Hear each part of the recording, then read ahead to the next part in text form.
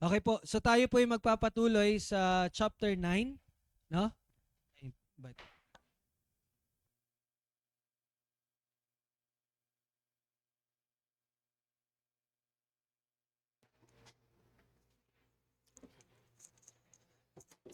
So kung matatandaan po natin, chapter 7, umabot tayo ng 12 Sundays, no? Upang matapos yung chapter 7. Ano nga po yung chapter 7? Patungkol saan yung chapter 7? Ha? Layunin ng iglesia. Ano nga po yung tatlong layunin ng iglesia? Tatlong layunin ng iglesia? Pagsamba sa Diyos. Pangalawa,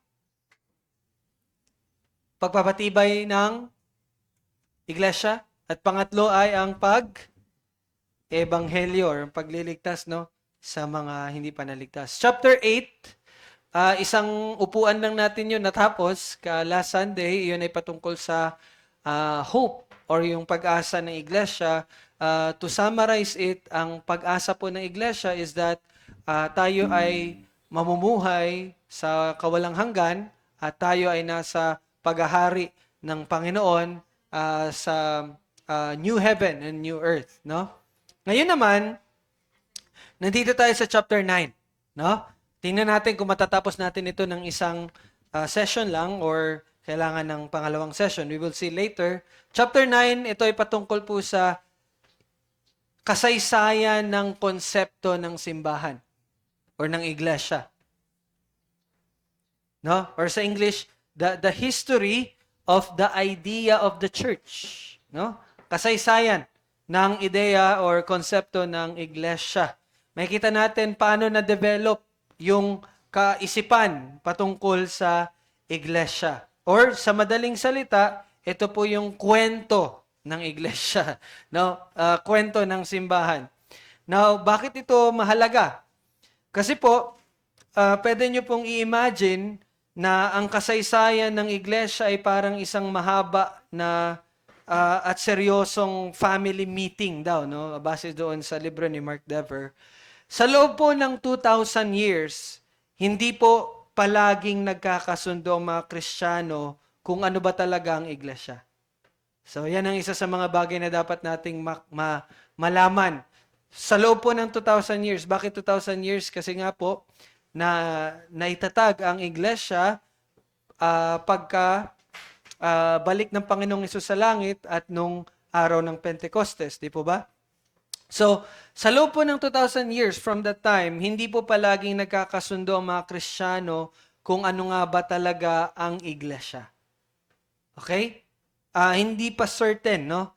Bagamat hindi naman ito ang laging topic every year, meron pong tatlong malalaking pagkakataon sa history kung saan ang mga tanong na ito ay naging usapang between life and death, yung about sa church, no? Merong ganon. May tatlong specific na mahalagang event sa kasaysayan, no? Ang una ay tungkol po sa purity. Ito ay nangyari nung ika-4th century. Imagine, 4th century. Tayo, nasa ano na tayo? 21st century. Tama ba? Hindi pa tayo pumasok ng 22nd, no? 21st century pa lang tayo. Pero nung ika-4th century, nung panahon na ito, merong isang grupo. Ito yung nangyari. History to ha, kasaysayan ng pinag-usapan natin. Merong isang grupo na tinatawag na mga Donatist. Donatist ang tawag sa kanila. Ang nakipagtalo sila kung mananatili bang banal ang simbahan kung ang mga pinuno nito ay nagkamali o nagkasala dahil sa matinding pressure. Yun yung nangyari. Dahil dito, napilitang itanong ng mga Kristiyano sa panahon ngayon, ano nga ba ang nagpapabanal sa isang simbahan? Pagiging perpekto ba ng mga tao o ang biyaya ng Diyos? So nagkaroon ng ganon. Pero meron pa ba dito nakakaalam patungkol sa Donatist? Narinig niyo na po ba ito dati or ngayon pa lang? Donatist. Sila yung mga mahilig kumain ng donut. Ay, hindi pala. Donatist.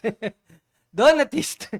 Ito po, okay, bigyan ko lang kayo ng background about sa Donatist. Sila yung isang grupo ng mga Kristiyano sa North Africa nung ika-4th century at ipinangalan sa kanila yung Donatists mula sa kanilang leader na si Donatus.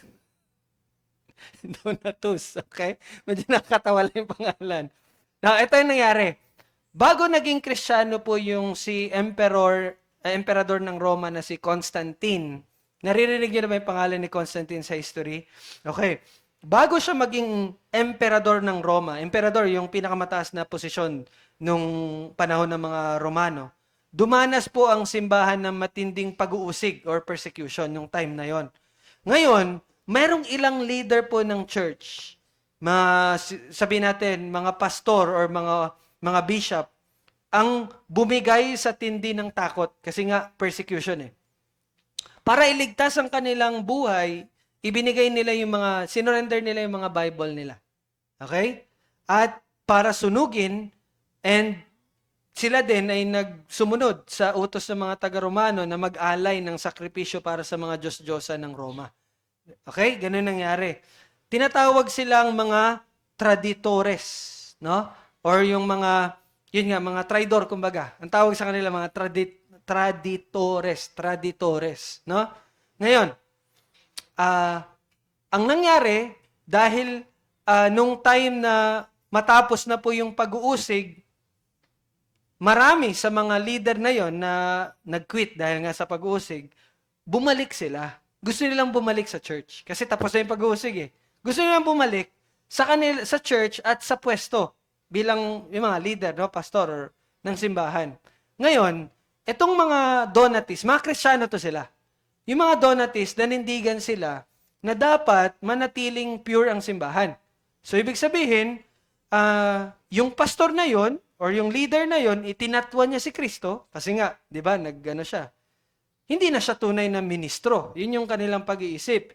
Kaya naman, anumang pagbibinyag or yung sasagawa ng banal na hapunan na ginagawa nila ay walang bisa.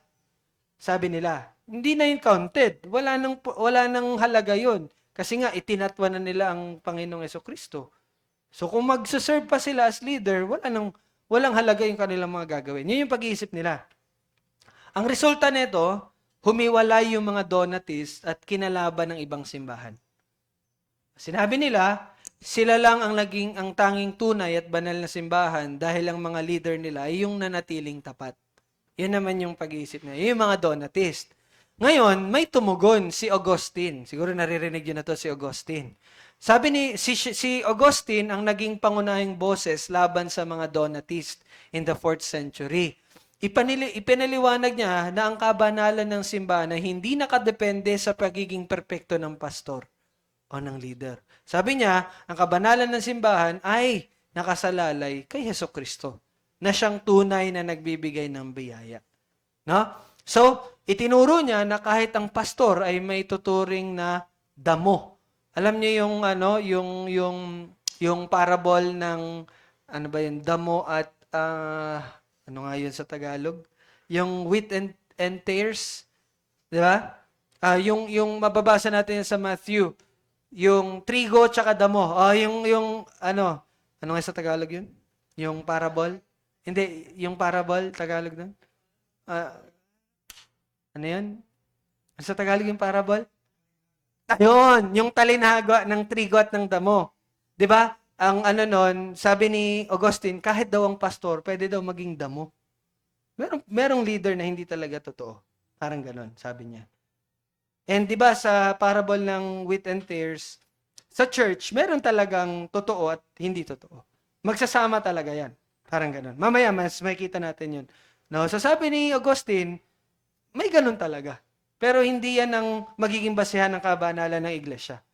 Tanging si Jesucristo lang ang magiging basehan ng kabanalan ng iglesia. No? So, dahil ang mga ito ay paghahari ng Diyos at hindi ng tao. So, kaya sabi ni Augustine, kahit na yung mga pastor or leader na nagkakasala, pag nagsasagawa sila ng baptism at nung banal na hapunan, valid pa rin yon. Kasi hindi naman nakabase yun sa taong gumagawa, Kasi ang banal na hapunan at ang pagbabaptismo ay galing sa Diyos yun. Hindi yun galing sa tao. Yun naman ang defense ni Augustine. So, yun, nagkaroon ng division doon, dahil nga yung mga Donatist. So, doon nagkakaroon yung issue, ano nga ba ang totoong iglesia? Yung mga leader ba nito, yung mga nananatiling tapat sa Panginoong Yesus, or pwedeng ganito, ganyan? So, yun yung naging issue in the 4th century. Okay? Ngayon, may tanong ako sa inyo. Naniniwala ba tayo na ang simbahan ay dapat banal? Pero alam din nating lahat ng Kristiyano ay nakikibaka pa rin sa kasalanan. Di ba? So, naniniwala tayo na dapat pure ang iglesia. Pero alam natin, naniniwala din tayo na nakikipaglaban talaga tayo sa kasalanan. Ngayon, paano natin babalansehin ngayon ang paghahangad ng isang banal or dalisay na simbahan nang hindi nagiging katulad ng mga Donatist? Huwag kumain ng donut. No? Di ba? Okay. Kayo, sa tingin nyo po, kasi dangerous yung kaisipan ng Donatist. Okay? Bagaman hangarin nila na mapanatili yung holiness, no? Totoo naman, dapat talaga. Pero, again, it is by grace pa rin. So, kayo po, sa tingin ninyo, sa atin, baka dumating yon, hindi lang sa leader, sa bawat member, meron talaga tayong makikita na siguro magkakasala. So, paano natin mapapanatili yung kadalisayan ng church, ng local church na ito, nang hindi nagiging Donatist? Ito, personal to na at base sa inyong mga pag-aaral. Paano kaya natin yung babalansihin? Di ba? For example, may nagkasala sa atin, isa sa atin, o dalawa sa atin, o lahat tayo. Paano yun? Lahat naman tayo, di ba? May mga pagkakamali na nagagawa araw-araw. Pero kasi, may ganito kasi, meron kasing kasalanan na scandalous talaga. Di ba? May kasalanan na scandalous na, para mas maintindihan, for example, ako, may pagkakataon, nagsisinungaling ako, nagagalit ako, pero hindi siya scandalous in a way na naintindihan nyo? Pero meron kasalanan, for example, nakita nyo ako, nag-hit-hit, scandalous yon. Di ba? May ganong kasalanan. Bagaman, pareho lang yung kasalanan yon. So, ngayon, tayo bilang local church, paano natin babalansehin yun?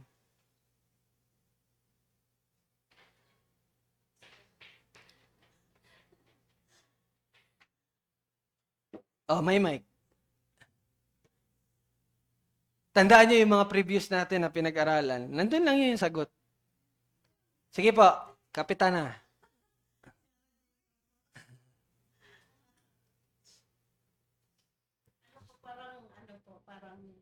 Pagka, siyempre po kahit po, kunyari pare or pastor, pa rin po na magkakamali. Pero, yung sa akin po yung parang, nandun pa rin po yung parang, nakikita ko rin po yung parang, na po sa, pagpapasakot ng ng iglesia, yung pagpapadisiplin. Okay. So, ibig sabihin, dadaan ng church discipline kapag meron ganun.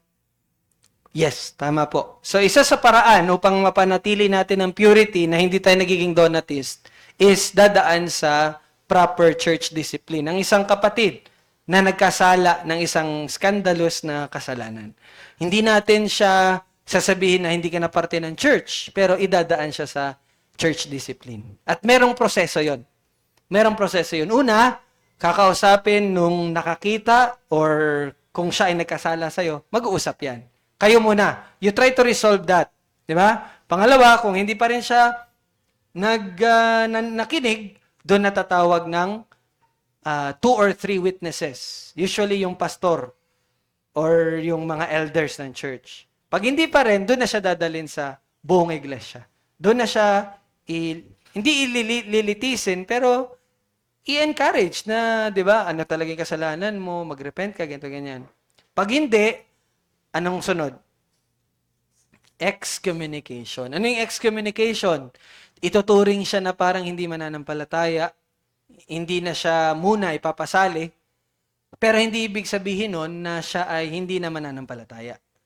Kaya lang, yun yung paraan, pagdidisiplina na Lord willing and prayerfully, ma-realize niya na yung pagkakamali niya at magdulot yun sa kanya ng panunumbalik.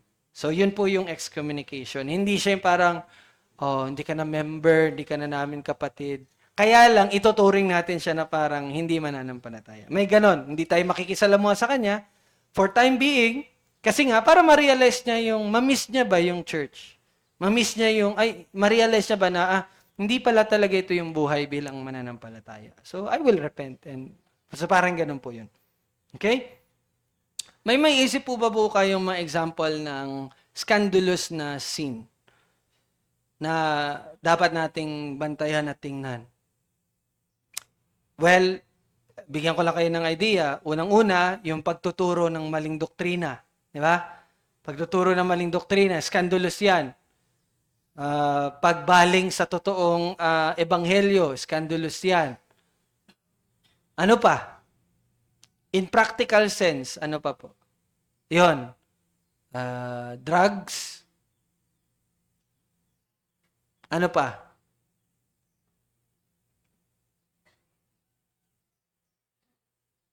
Scandalous.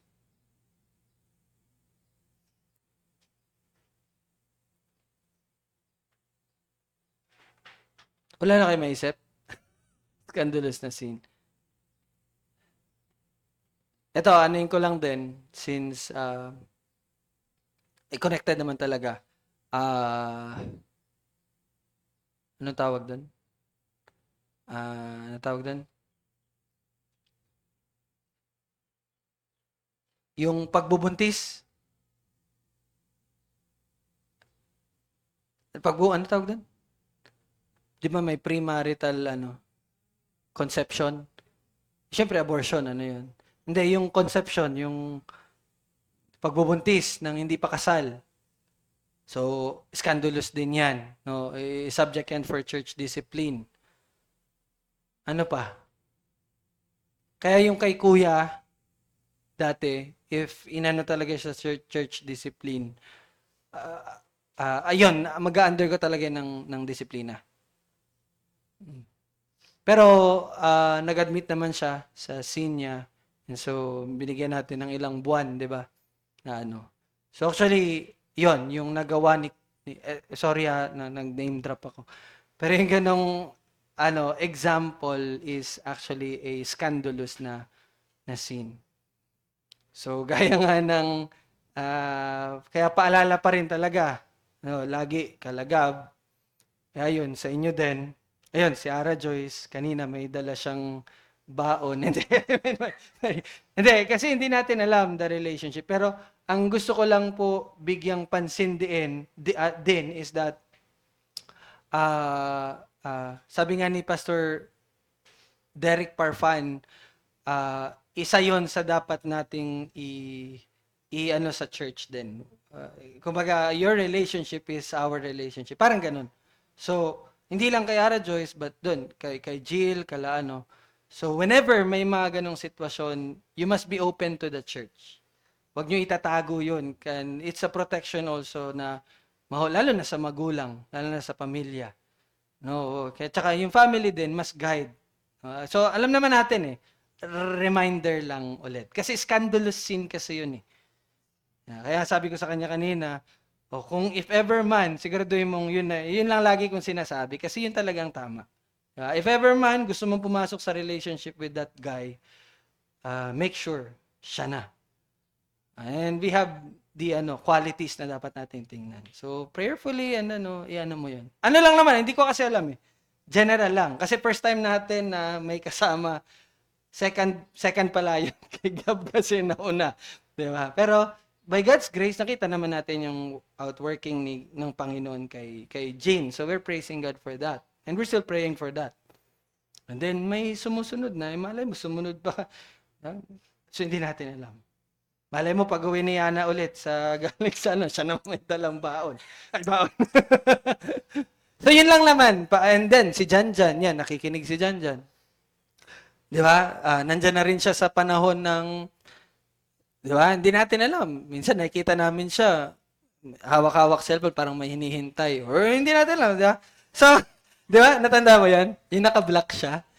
Bal? Natanda. Ewan ko lang kung iniintay niya ba yung ka-basketball player niya or yung... Hindi natin alam. Pero what I'm trying to say is that di ba, ingatan at igabayan natin yung bawat isa. Parang ganun lang. Para maiwasan yung mga scandalous scene na tulad ng ganun. No? So, hindi man siya umabot sa conception, I mean sa pagdadalang tao, pero yung the act mismo ng premarital sexual yun din ang dapat. Scandalous din yan. Kaya lang, yung kasalanan iyon, pwedeng maitago. Pero pag nalaman yan, doon na siya magiging So, yun, mga example lang naman yun. Ano pa sa tingin ninyo? Pagkasama ka sa scam. Scandalous din yon. Yung mga ganun. Ano pa? Para lang magkaroon tayo ng idea ba, about sa mga skandalosong kasalanan na dadaan talaga sa church discipline. May maisip pa kayo?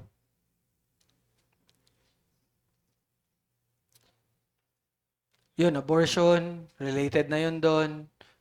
Sa mag-asawa, divorce. wag aabot sa ganun, no? Mga divorce. Ano pa? So, siguro yun, no? Yun yung mga usual, no? Na nakikita natin. So, yun lang. Tama yung sagot po na to maintain the purity at the same time, hindi maging Donatist, we have the church discipline. Ganyan kagandahan nun. No? We have the church discipline. So, yun yung unang nangyari sa kasaysayan. Pangalawa, tungkol naman sa authority. Di ba? Yung una, tungkol sa purity. Pangalawa, tungkol sa authority. Ito nangyari ito sa Middle Age. Anong year yan? Mga 16th, 15th century, mga ganun. Middle Age, no? Ito yung nangyari. Nagkaroon ng malawakang pagkakahati ng iglesia sa pagitan ng East and West. Siguro familiar na kayo dito. Ano yon? Ito yung division ng, natatandaan nyo, may sinabi ako dati, merong 5 major churches dati. And yung isa, humiwalay. Yun yung napunta sa West. At ano yon? Yung Roman Catholic Church. Yung 4, yun yung napunta sa West. Okay? So, hindi pa natin to napag-aralan ng baliktad, sa East pa na. Sa East yung 4. Yung isa sa yung Roman Catholic Church, yung sa East. No? Bakit nagkaroon ng hiwalayan? Kasi, nagtalo ang mga tao kung dapat bang magkaroon ng ganap na otoridad yung obispo ng Roma. At ano yon? Yung tinatawag nilang Papa. Sa lahat ng tao. So, ang inaano kasi ng Roman Church, yung Papa ang magiging pangkalahatang leader. And yung 4 na churches, hindi pumayag, so nagkaroon ng division. So, doon na naipanganak yung kaisipan na ang iglesia ba ay merong iisang leader? Or it is, mamaya, mas mabibigyan din pa natin. Doon nagkaroon, no? Di ba, nakita nyo, it's about the history of the church. Ano bang ibig sabihin ng church? So, ito yon, isa yon sa nangyari. Ano ba, sino ba talagang authority ng church? Yan ang nangyari. The Roman Catholic Church, kiniklaim nila na it is the Papa. Yung 4 naman, hindi. Merong autonomous or merong bawat local church, merong leader yan. Hindi iisa. Parang ganon. Kita nyo? So, yun yung isa. Pangalawa pala. Pangatlo. Okay. Nag-react si Arshan. Pangatlo. Tungkol pa rin to sa authority, pero ito ay nangyari na during the time of Reformation.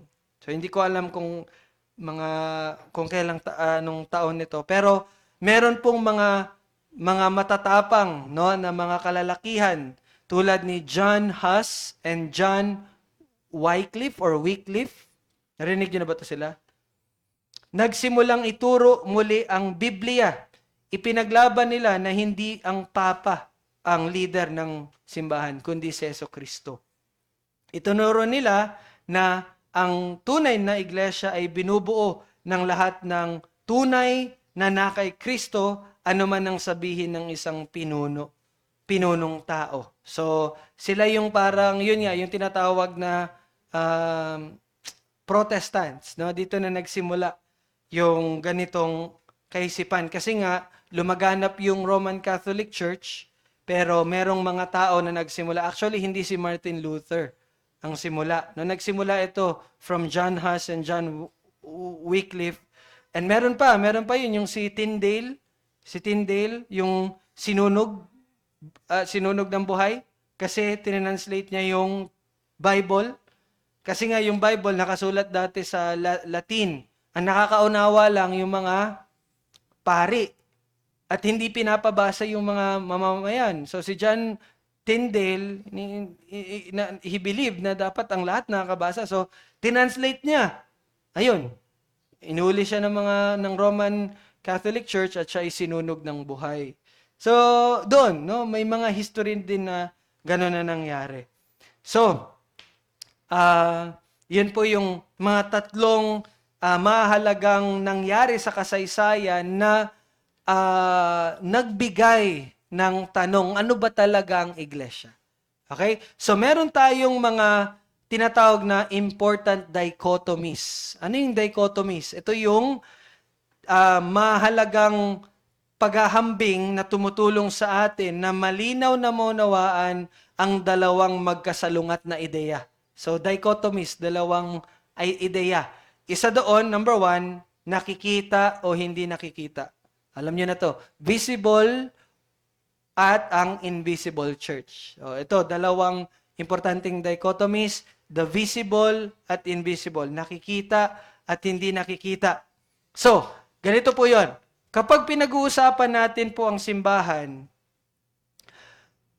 sa totoo lang ay inililarawan natin ang isang bagay mula sa dalawang magkaibang pananaw. Kapag po pala sinasabi nating visible or nakikita at hindi nakikitang iglesia, ang pinag-uusapan natin dito ay isang bagay mula sa dalawang magkaibang pananaw. Okay? Paano ito nakikita ng tao at kung paano ito nakikita ng Diyos. So, tandaan nyo, ang church ay visible at invisible. Okay? Nakikita at hindi nakikita. Again, ito ay usapin hindi ng dalawang uri ng simbahan, but ito ay usapin ng isang iglesia sa dalawang magkaibang pananaw. At anong pananaw yon? Pananaw ng tao at pananaw ng Diyos. Ngayon, pag-usapan natin yung nakikitang iglesia or yung visible church. Ano iyon? Alam niyo na to, no? Review lang to. Ang nakikitang iglesia ay binubuo ng lahat ng tao sa buong mundo na nagpapahayag ng pananampalataya sa Ebanghelyo at sumusunod kay Kristo. Lahat ng tao na nagsasabing sila ay nananampalataya kay Kristo, sila yung kabilang sa nakikitang iglesia. Okay? Ito yung lokal na nagtitipon na nakikita natin tuwing linggo. Mga taong nakaupo sa mga upuan, kumukanta ng himno, nakikibahagi sa banal na hapunan. Isang example nito tayo. We are a visible church. Nakikita ng iglesia tayo. Ito, tayong lahat. Nakikita ng iglesia. Ngayon, sa anumang lokal na simbahan, maaari pong, gaya nga po ng sinabi kanina, may mga damo sa gitna ng trigo. So, ibig sabihin, sa nakikitang simbahan o nakikitang iglesia, bagaman lahat tayo ay nagsasabing nananampalataya tayo sa Panginoong Hesus, pero merong damo sa mga trigo. Ibig sabihin, meron pa rin probably sa atin na hindi tunay.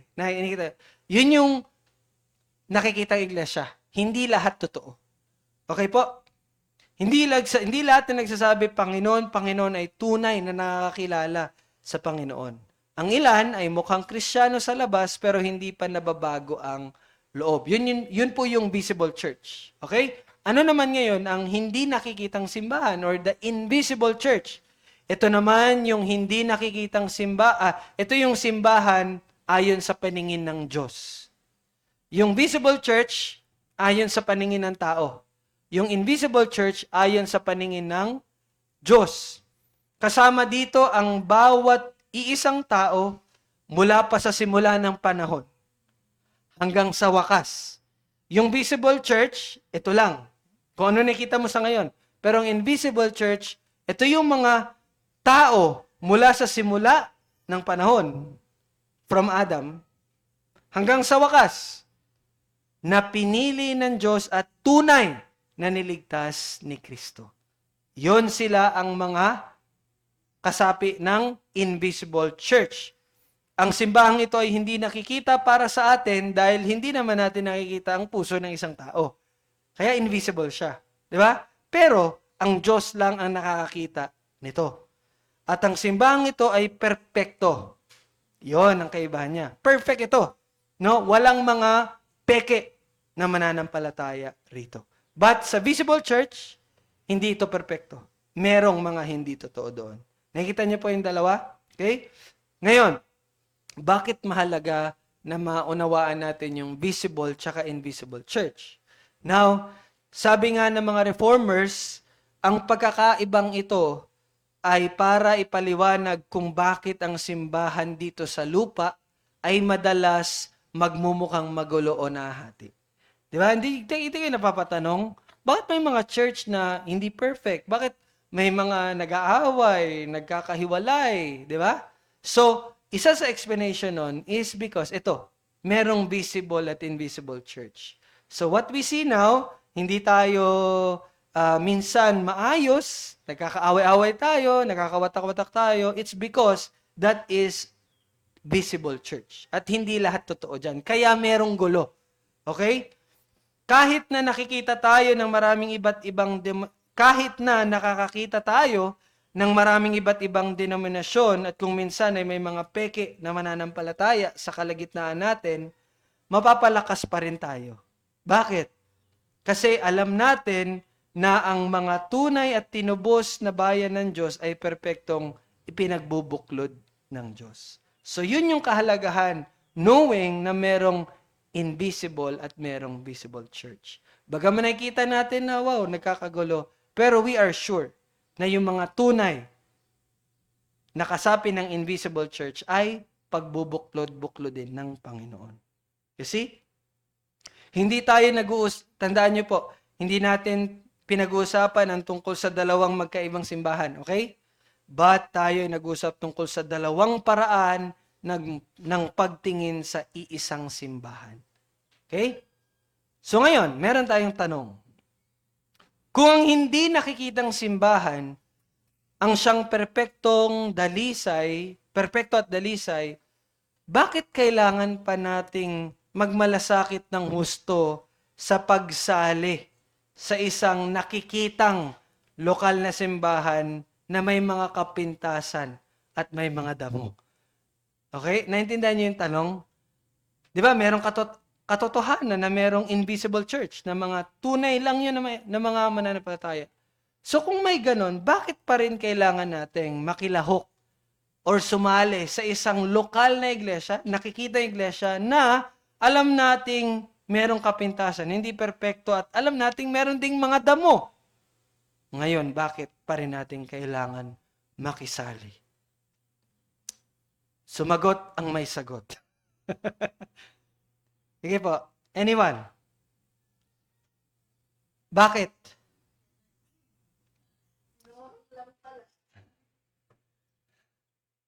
Pero nag-gets yung tanong?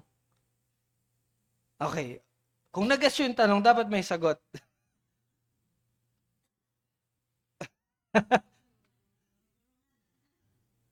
Sa online, pwede sumagot sa online. Naririnig ba natin sila? Naka-ready ba yung audio? Okay, sige. Sagot lang po Ate Arshan ha. Sige.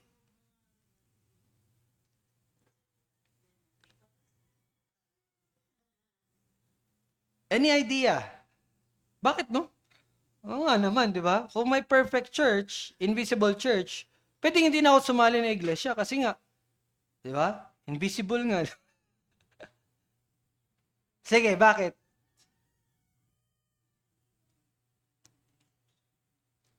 Madaming dahilan. Ba't kailangan mo sumali? sa isang local at nakikitang iglesia? Parang ano po, kailangan pa rin po sumali doon kasi hindi naman kasi tayo ang ano yung tawag dito. Hindi ano yung yung ibig sabihin dahil ang Panginoon lang naman ang nakakapitan ng perfect. Kumbaga tayo kasi pare-parehas tayo ng ano mga gawain.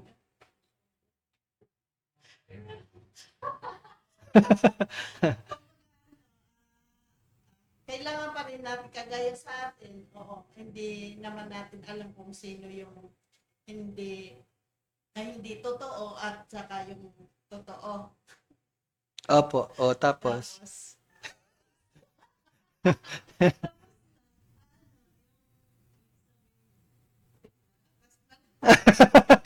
Pero nagets ko po yung sagot ninyo. Kailangan natin sumali kasi nga, in the first place, hindi naman kasi natin alam. We have to act out. We have to act out as a believer. And magagawa natin yon kung tayo nagtitipon sa isang local church. And yun nga, hindi kasi yun para sa atin upang i-identify, totoo ka ba? Pero since you are a believer, alam mo na kailangan mong makilahok sa isang local church. Kasi yan ang pagpapakita na you are a believer. Di ba? Nakikita niyo po? So, wag natin laging ihiwalay yung katotohanan ng iglesia sa katotohanan ng ating pananampalataya. Once we believe in the Lord Jesus Christ, automatic yon na we are part of His body. And bilang parte ng kanyang katawan, paano mo marirealize yun na parte ka pala ng kanyang katawan? Sumali ka dun sa mga nagsasabing sila nananampalataya kay Kristo. That's why, kailangan nating makilahok pa rin sa isang lokal na iglesia. Bagaman, yes, totoo, meron diyang mga hindi totoo. So what? Basta ako, alam ko sa aking sarili na nananampalataya ko kay Kristo, that's why I'm here. Nakita niyo po yan. So, yun yung sagot ni Tita Susan, tama? Paki-mic. parang ito po yung kailangan po ng parang individual na ano, anong tawag dito yun? Teka, basahin ko po yung isip mo. Pang maramihan at saka yung pang sarili.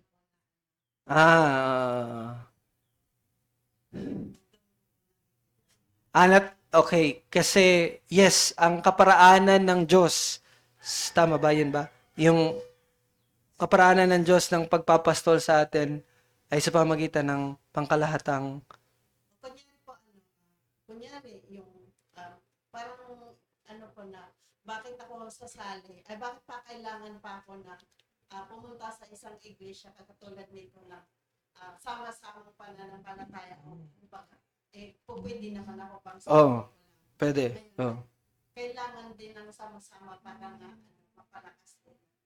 Kumbaga, sabi ko nga noon na may mga pag-aaral ako na hindi ko maunawaan, mas naunawaan kung sama-sama at nagtutulungan. Parang ganyan po. Okay. Yes, kumbaga doon ka mapapalakas. Tama. Tama po yun. Pero i-ano ko lang, isaayos ko lang yung thought ni Tita Susan. Tama po yung sinabi ni Tita Susan, pero wag po tayo magkakamali na isipin na para mapalakas ako at para matuto ako, sasali ako sa church. Baliktad po. Ang punto ko po is this. Sasali ako sa church kasi yun talagang dapat. At doon sa church na yon, doon ako mapapalakas. At doon ako matututo. Naintindihan yung kaibahan? Iba kasi yung motibo mo, kaya ka sumasali ay para mapalakas at matuto. Hindi po, hindi dapat yun na maging motibo mo. Ang motibo mo dapat is that you join a local church because yun yung dapat. Yung pagsali pa lang sa local church, yun na yung motibo mo. Because of Christ, you belong to Christ. And doon sa pagsali mo sa local church, doon ka mapapalakas at matututo. And actually, yan yung kahalagahan nun. Kasi in a general at mas malawak na konteksto, sa iglesia tayo pinapabanal ng Diyos. Yun ang importante nun. Hindi tayo mapapabanal kung tayo lang nag-iisa. Kasi hindi ka matututong magpatawad kung ikaw lang mag-isa. Hindi ka matututong magmahal kung ikaw lang mag-isa. Hindi ka matutong tumulong kung ikaw lang mag-isa. Hindi ka matututong magbigay ng unawa kung ikaw lang mag-isa. Doon ka sasanayin in the context of the church. Kasi doon mo matututunan at may apply yung utos ng Diyos, love one another. Paano mo lalove yung sarili mo, ikaw lang mag-isa? Diba? Nakikita niya po yan? So, isa pa sa kahalagahan ng pagsali natin sa local church, bagaman hindi ito perfecto, is dahil doon tayo pababanalin. Diba? Doon tayo lilinangin ng ating Panginoon. Okay? Malinaw po ba? Okay. At doon din natin mapapakita, ito, pangatlo, doon natin mapapakita ang pagmamahal natin sa Diyos. Why? Bakit? Bakit ang pagsali sa local church, doon natin mapapakita ang pagmamahal natin sa Diyos? Ano nga ang utos? What is the second and the greatest commandment? Second and the greatest commandment? Love one another as you love yourself. Tama? And anong sabi ni John in his letter? Mahalin ninyo ang Ama sa pamagitan ng pagmamahal nyo sa mga anak. Mapapakita nyo na mahal nyo ang Ama kung kayo ay sumusunod sa kanyang utos. At ito ang utos, mahalin nyo ang inyong kapwa gaya ng pagmamahal nyo sa inyong sarili. So, anong ibig sabihin nun? Sabi nga, in one of the preaching of, sino ba yun? Kalimutan ko. Sabi niya, paano mo mamahalin ang isang hindi nakikitang Diyos kung sa nakikita pa lang, hindi mo na kaya silang mahalin? Nakikita, ano niyo po yun? Di ba? So, it means, being in the church is somehow magpapakita ng pagmamahal mo sa Diyos. Sa pamamagitan ng pagpapakita mo ng pagmamahal mo sa mga nakikitang anak ng Diyos. You see? Kaya nga, sabi doon, it's impossible. Di ba, the Lord Jesus Christ said, di ba? Paano mo nyo mamahalin yung hindi nyo nakikita, kung yung nakikita nyo pa nga lang, hindi nyo kayang mahalin? Isang kasinungalingan po yun. Kaya when you say, I love you, Lord, pero you say to your brother, I hate you, hindi tama yun. Hindi totoo yun. Kaya you see, the way we love one another reflects how we love our God. At napakabigat nun. Kagabi, nag-usap kami ni Jamie. May mga pinagdadaanan pala kaming dalawa. Kagabi lang kami na-open namin sa isa't isa. And we have the same struggle. Relation to loving other people. That's our struggle in this past week. Which is true. We realize now, it's difficult to give if you love yourself. Kaya nga, diba kanina sinabi ko, giving cheerfully reflects kung naunawaan mo ba na ang Panginoong Hesukristo lang yung kailangan mo. Kasi dun lang magkakaroon ng paghihirap to give if yung binibigay mo is iniisip mo na akin yan. Di ba? Kaya pala yun yung sinasabi ng Panginoon, give cheerfully. So, paano ka magiging cheerful, di ba, sa pagbibigay? O isipin mo, yung 1,000, akin yan. Hirap bigay nun. Pero if naunawaan mo na, ito ay sa Diyos, doon magkakaroon ng cheerful giving. Once na you consider it as, hindi akin yan. And yun yung na-realize namin. Di ba? Nakikita niyo po yan?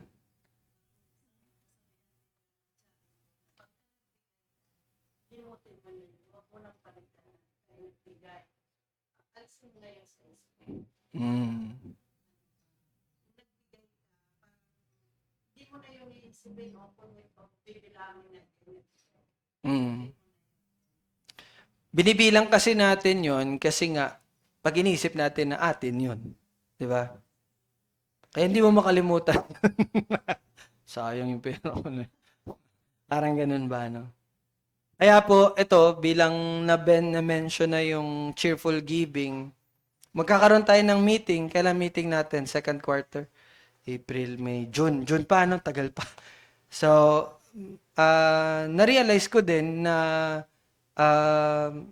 kasi may naaral din ako na podcast and then natatandaan ko din si Brother Romel. Sa paglipas ng mga linggo at buwan, na-realize ko na I would agree to Brother Romel side. Ano, natandaan niya? Ano sabi niya? Sa tithes, huwag kayong magbibigay ng tawag dito? Ang tawag dyan? Ng marka na 10%. Sabi niya ganun. And yun din ang akin pong iano. Tanggalin niyo na po sa isipan niyo yung 10%. But you give as your heart desires to give to the Lord. Kaya lang delikado yun. Kasi it will be more than 10%. Naiintindihan niyo? Hindi ko po kayo inaano, pero ito yung tama pala. When we give to the Lord, we must give according to our heart's desire. And that will reflect how you love the Lord. Hindi ko po kayo inaano na pero totoo eh. Dun din makikita eh. If you give 100, example lang to sana wag niyo tong masamain. Nung may 10% pa tayo na nagbibigay ka ng 1,000. Pero ngayon, binigay na, give as your heart desires, nagbigay ka lang ng 100. That will be a question mark. Nakikita niyo yan? Bagaman, okay, kung yun yung desire mo, praise God. Kaya lang, di ba, ano nangyari? Bakit mas hindi ka nagbigay nung heart's desire na? So, yun pala ang desire mo. Yun lang naman, na-realize ko yun. Tsaka magkakaroon na tayo ng ibang concepts sa finances. So, ayoko na kasi humawak ng pera. Gusto ko na na siya yung mga binibigay hindi na ibibigay sa akin. Hindi ko po ibig sabihin na ako gumagamit ng pera, ha? Ibig ko po sabihin, yung pera kasi ako nagkikip, ayoko na yon. Kaya gusto ko po na meron tayong box na bubuksan lang siya every 1 month. And then, doon na natin i-allocate yung mga finances natin. So, hindi ko alam. So, parang ganito po. And nangyayari din po kasi ngayon, parang meeting na to no? Ang nangyayari din po kasi ngayon, after ibawas yung mga kailangan na bayaran ng church, yung natitira is binibigay na sa akin. Kasi nga, mas maliit. Dati kasi natatanggap ko around 7, ngayon around 4 or 3,000 na lang. Since dapat natin unahin yung mga expenses, ang nangyayari, kung anong matira, yun na lang yung akin. Parang ganon. Tama? So, di ba nakita nyo nga, sabi nga Tita Susan, abunado pa, which is true, pero okay lang. Pero ganito na yung mangyayari. Iniisip ko, the church must have a fund. Kasi wala tayong fund, zero balance tayo lagi. Zero balance talaga. So, iniisip ko, ganito, expenses, then yung matira, sabihin natin, magmi-meeting tayo kung ilang porsyento ang ibibigay nyo sa akin. Sa natira, 50%, 70, 80, 60, depende. Pero hindi ko na siya kukunin ng buo. So parang as time goes by, ganun ang mangyayari. So, sa akin, may bawas talaga siya. May bawas siya. Kung sa ating, kasi dati, I will confess po sa inyo, inisip ko talaga na nararapat lang na makatanggap ako kasi nga, I work hard and study hard para sa ganito. Alam naman natin, totoo naman yun, even sila pa sa Olan sinasabi yun. Pero yun nga, siguro lang, na-realize ko lang din sa mga panahong ito, na siguro, meron din parte na tinuturo yung, kasi tinuturo din ni Pablo eh. Di ba sabi ni Pablo, karapat-dapat na ako'y makatanggap, pero para sa kapakanan ng mga taga-Korinto, anong ginawa niya? Hindi niya tinanggap yun.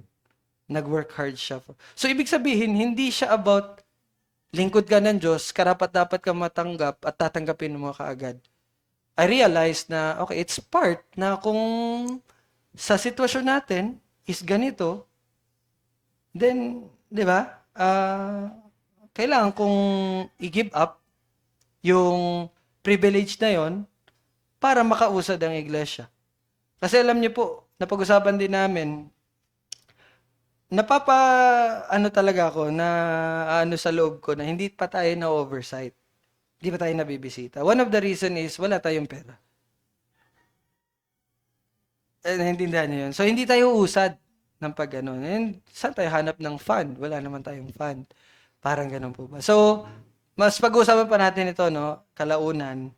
Pero yun po, yun yung mga changes na ating gagawin. Um, uh, give as what your heart desire as a covenant member. And sa finances, kaya lang si Yana alis kasi, no?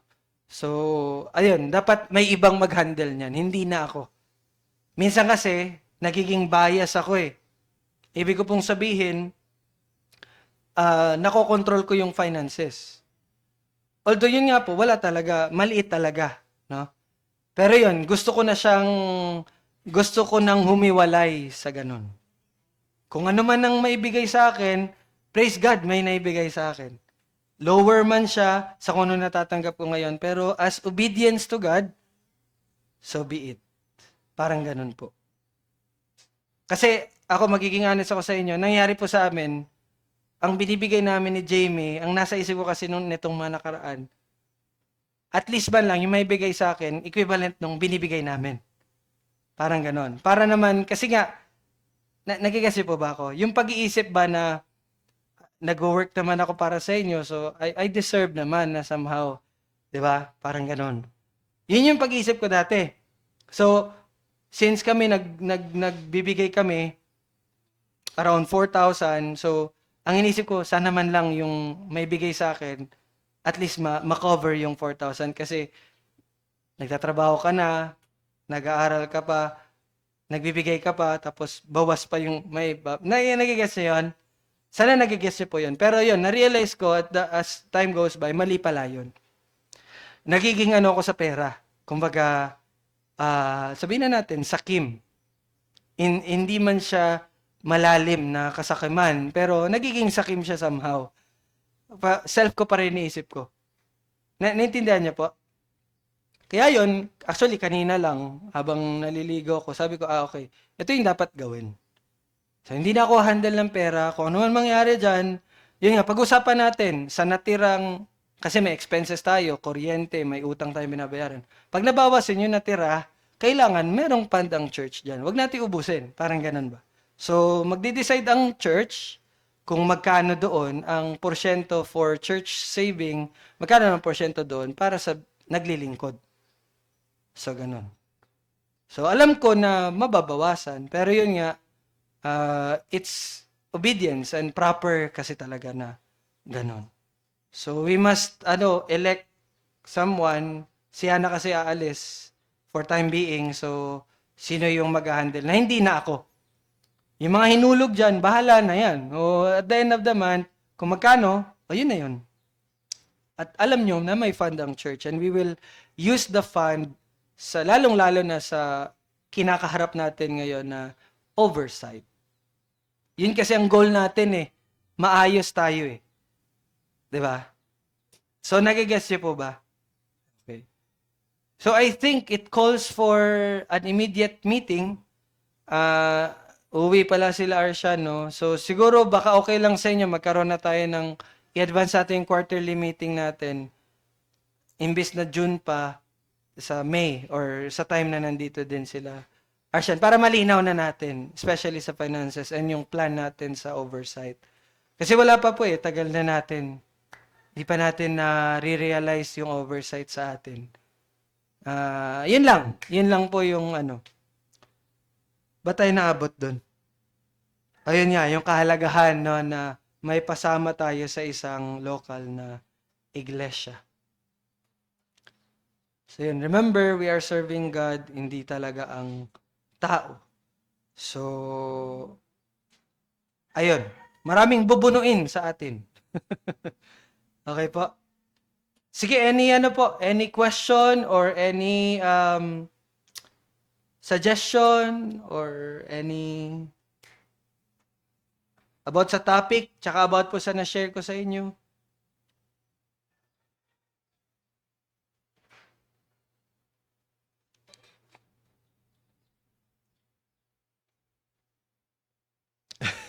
Wala na?